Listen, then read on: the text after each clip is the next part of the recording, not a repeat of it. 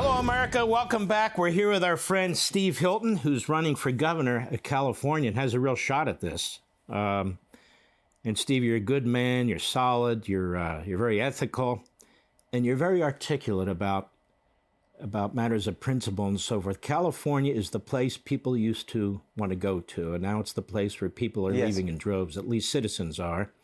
As are businesses. You're having a vote coming out on this wealth tax, so people can't get out of there fast enough.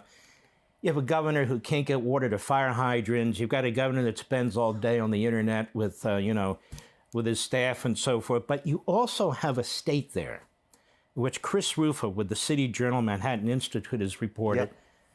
Virtually 25% of every state program is filled with fraud. Number one, what is your comment on that? And number two, what has Newsom's response been to that?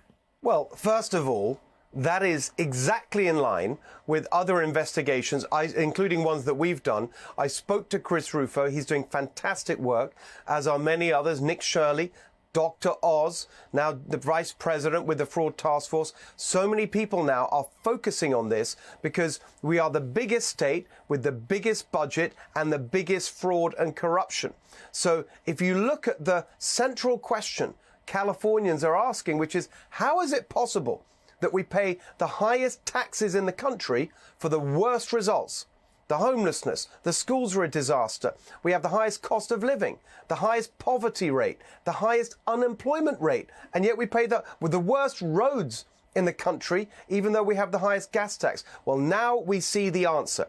Fraud and corruption on an epic scale after 16 years of one-party rule by a corrupt Democrat regime. And so if you look at the details, we just published a report with my organization I set up as part of my campaign, Cal Doge, modeled on the president's work, of course, at the federal level. We just published a report that over the last 5 years in California, if you look at publicly available data, the bill, the total cost is $22,000 per taxpayer. Just gone. I mean, it's just an epic scale. And so we've got to shut this down. And the Newsom response is to smear people who are trying to do this, to deny it, to deflect, to pretend that he's already dealt with it. He's so full of it. And this fraud issue is one of the number one reasons we can never let that man anywhere near the White House. I mean, the report talks about tens of billions, over $100 billion in fraud, 25% of every one of these government programs in California. You know, Harry Truman used to have a little plaque on his desk that says the buck stops here. Apparently the buck does stop with Newsom, and then 25% of it goes into a Never Never Land or his friends or something of that sort. Do you think somebody can launch some kind of a criminal investigation into this? I've never seen anything like this. Well, I will when I'm governor, but let me give you an example to show you where it's going. So this is our second fraud report at Cal Doge just a few weeks ago.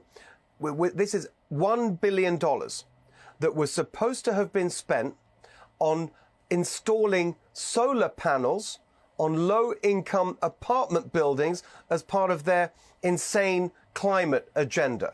So it's supposed to be $100 million every year for 10 years, starting in 2015. We looked at the books. Of the $1 billion total, the amount that was actually spent on solar panels, $72 million. $928 million, nearly all of it, was diverted to Democrat activist groups doing voter registration and all the rest of it. Taxpayer money. This is how they finance their machine. That's what's been going on here. It's going to build the Democrat political machine. So yes, there will be prosecutions. When I'm elected governor and my attorney general running mate, Michael Gates, will go after these people, prosecute them and get the money back. I mean, in addition to utter incompetence and laziness and disinterest, which I think defines the nature of this governor, Newsom, we have out-and-out fraud. And the guy could care less. He's traveling overseas. He's traveling to other states. He's hanging around on the internet. Honestly, I'd like to know what the hell this guy does 10, 12 hours a day as governor. Be sure to like and subscribe for all the Fox News latest on YouTube and catch full shows streaming now on Fox One.